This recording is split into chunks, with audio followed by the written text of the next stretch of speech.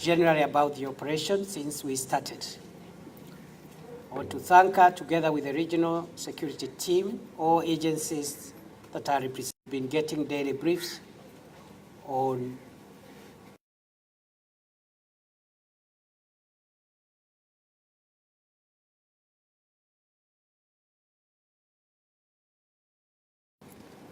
to join the officers there who are doing search and rescue, and we'll also be making further communication regarding search and rescue.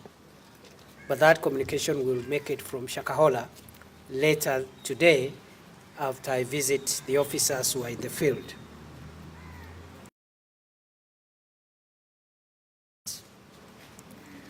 Who have been doing a great job here. The director of the homicide and pathologist, Dr. Johansen Udwor, the government chemist team, well-wishers who have supported us with the supplies for the operation.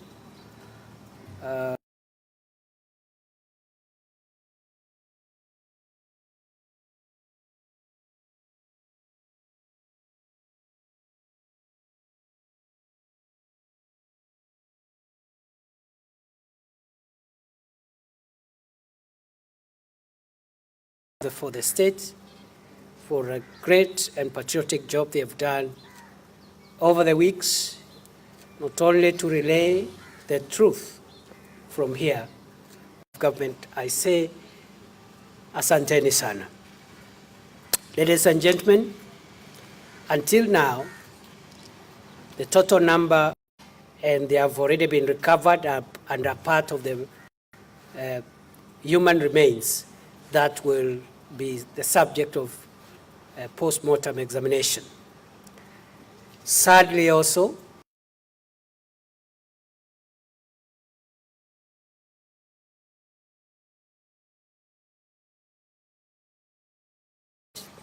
and taken to hospital for stabilization because they continued to resist eating, to feed the victim of this horrible crime with a lot of resistance, but because they had already been weakened significantly to succumb last evening. And therefore, the total number of deaths so far is 241, including the 5 skeletons recovered after the exhumation exercise was suspended last week, and also that one victim who has died in hospital in the circumstances in which I've explained. We have been able to rescue 91 persons. Of course, now one of them has died. We have been able to take DNA samples from 93 cases. We have been able to reunite 19 victims with their families, and we have been able to arrest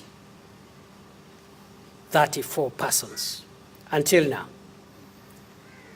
I would like to make the following further announcements. That unfortunately,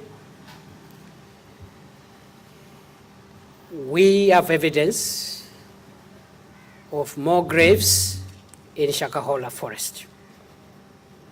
And therefore, the suspension that took place on Thursday of the exhumation exercise is meant to allow this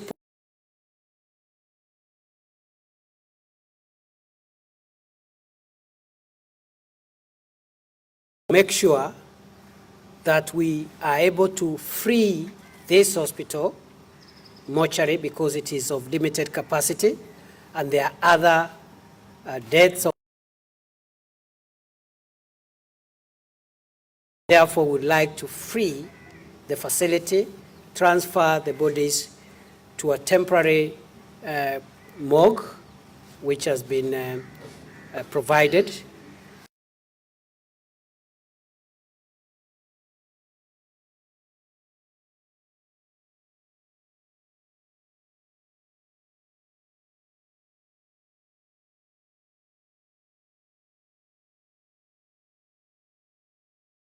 It is sad, but that is the position. We will go back. And as I promised last time I was here,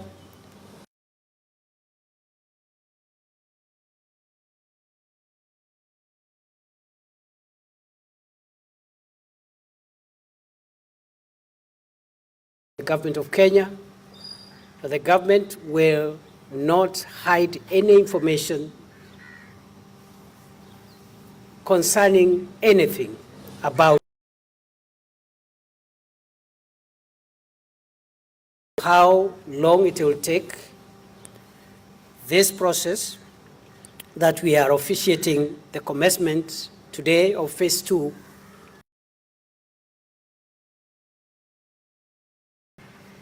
In the usual manner, the teams are the same.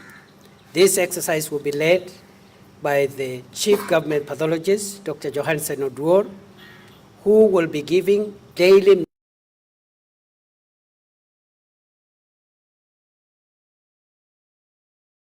5 p.m.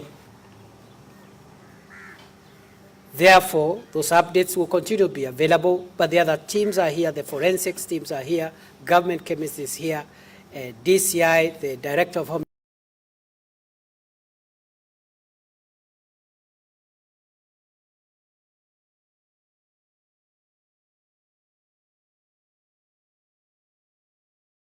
Rescue mission has never been interrupted. In fact, we want to even upscale it a little.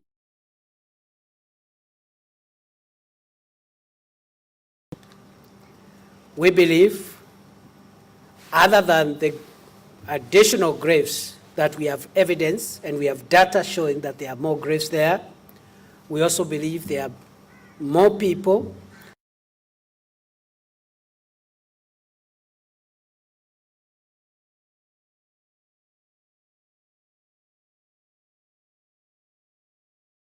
escaped from both the Mackenzie land, the so-called Mackenzie land, and also from Chakama Ranch generally, and we have been able to intercept some, rescued them as they headed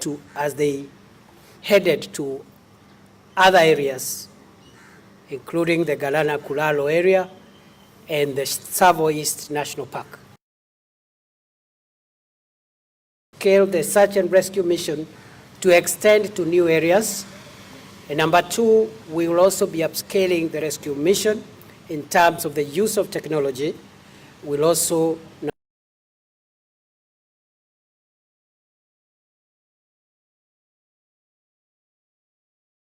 comb the entire land and make sure every inch, every meter, every kilometer is accounted for and is cleared in terms of search.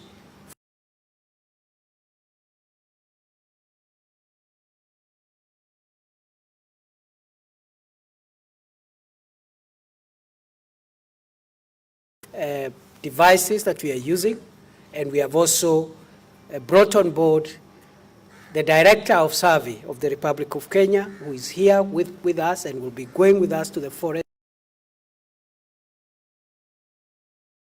From that area, every millimeter of that forest and ranch will be searched, and we will rescue anybody there, whether they are alive. We believe, much more than before, that the offenses committed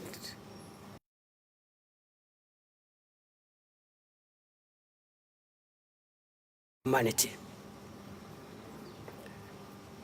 We and our institutions that are responsible for the criminal justice system as with the investigations, we have made tremendous progress. We have been able to arrest more people. You can see the number is growing.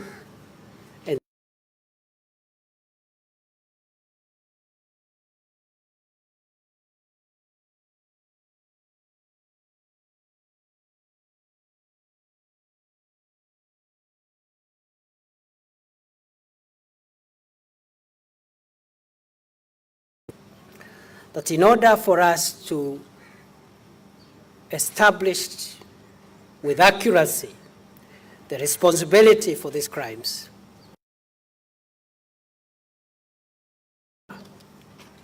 because if the Director of Public Prosecutions will be looking at charging these perpetrators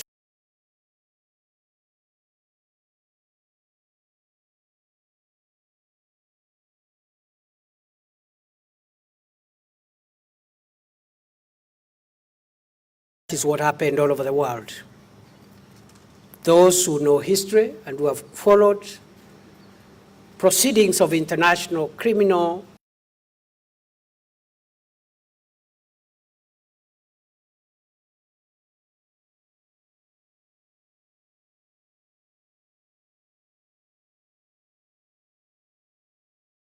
including radicalization, which is in the border of terror. So we don't know what the courts will say, but on the other hand,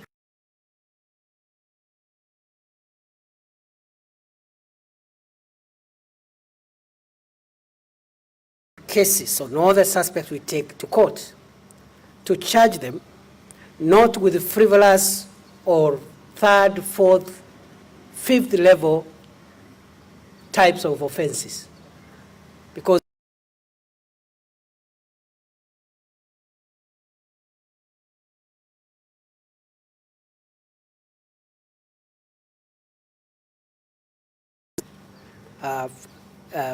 from that level and other forms of lesser offenses, the criminal justice system can still pursue those in the course of time. So for the patriotic patience of every Kenyan, because it's one thing to rush and charge somebody in court, is another one to sustain a conviction, especially for serious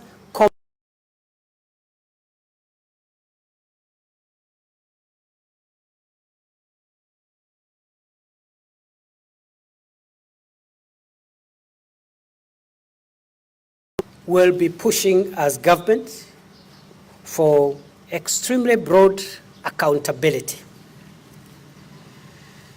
Whose omission or commission led us to this horrible local community, because we are engaged in this thing for the long term. I want to applaud the political leaders especially, which is to make sure two things. One,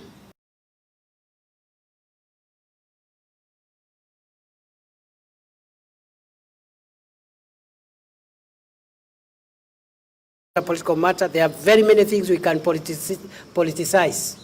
This is not one of them. And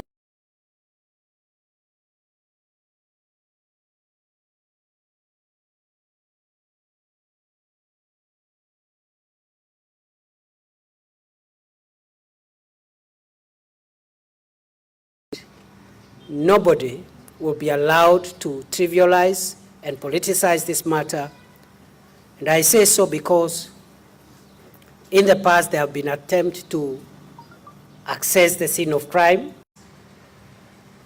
which were the headquarters of crime for Mr. Mackenzie.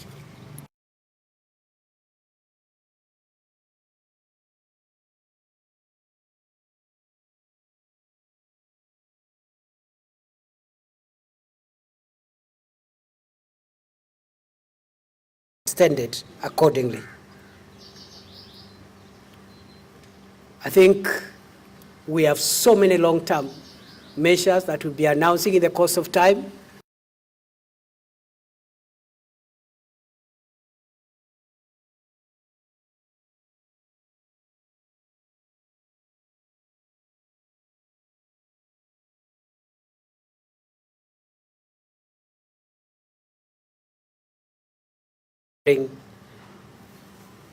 Bodies from there.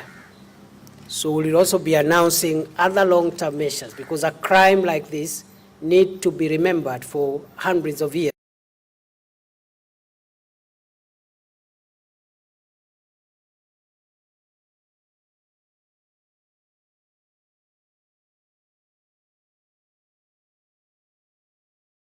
all organs of national security without exception. Every organ of Kenya's internal security will be reorganized, revitalized as a way of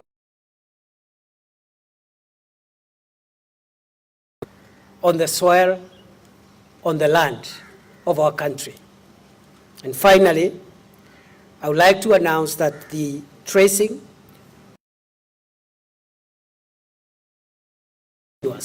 and has not been interrupted. And all persons who have loved ones who are missing, not necessarily connected to this incident,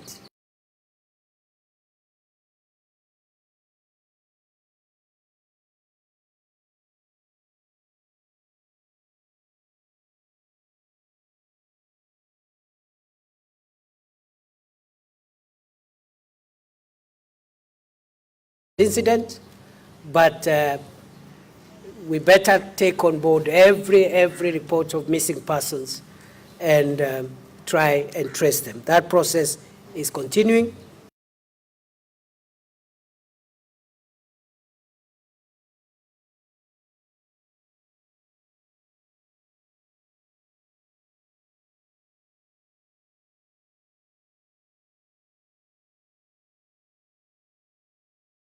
I am informed by the experts led by the chief government pathologist that this exercise might take some time, but they will try and expedite. They are working very hard, and we'll make sure. Senior Assistant General, Inspector General Peter Ndungu, kuna Abdalla Komesha ambaye pia anasimamia the entire criminal investigations. Mambo ya kushtua na ni mambo ambayo yatageuza vile tunafanya shughuli zetu kama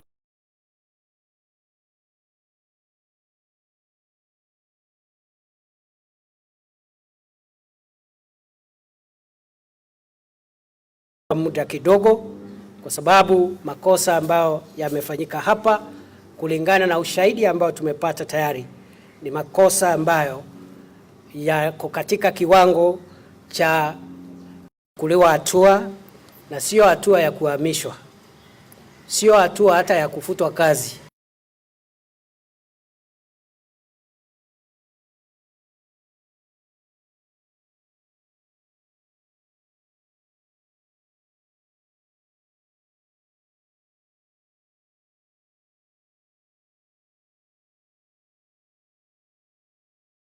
Kutoka hapa tunaenda sehemu ya msitu wa Shakahola kusaidiana na maafisa wetu ambao bado wanatafuta wenzetu ambao labda katika awamu ya pili ya ufukuaji tutarudi msituni kufungua makaburi zaidi ambayo tumeyapata pale.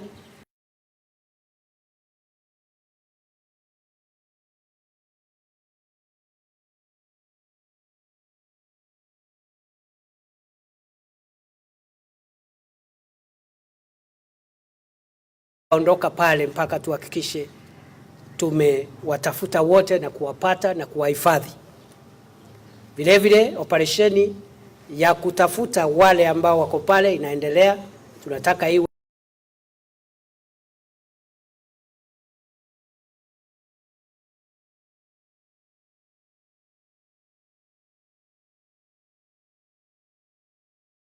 Mashariki na eneo la Kulalu ambao wengi, kuna wale ambao ni wamepatikana pale wamejaribu kuhepa wakielekea kule.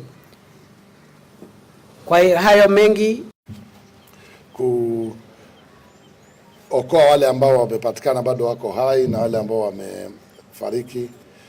Sisi kama county tutaendelea kushirikiana waziri na serikali kuu kwa wale ambao wanaendelea hapa, tuhakikishe kwamba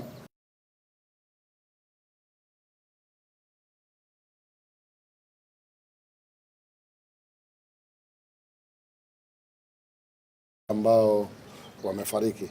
Kama alivyosema waziri, msitu ule ni mkubwa pale na kumekuwa na changamoto nyingi, lakini mmeona maofisa wa serikali wamekuwa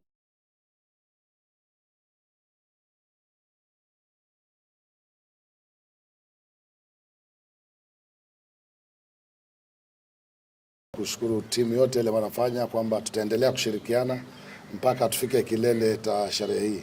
Najua imeleta jina tofauti ya Kilifi County. Siku hizi ukisikia tu Shakahola na Kilifi County mambo ya Mackenzie, lakini hakika kama unavyojua waziri mambo ya Wakenya kwa mambo mengi, na pia hili tutalihimili, na hakika kwamba baada ya yote yakifanyika Kilifi County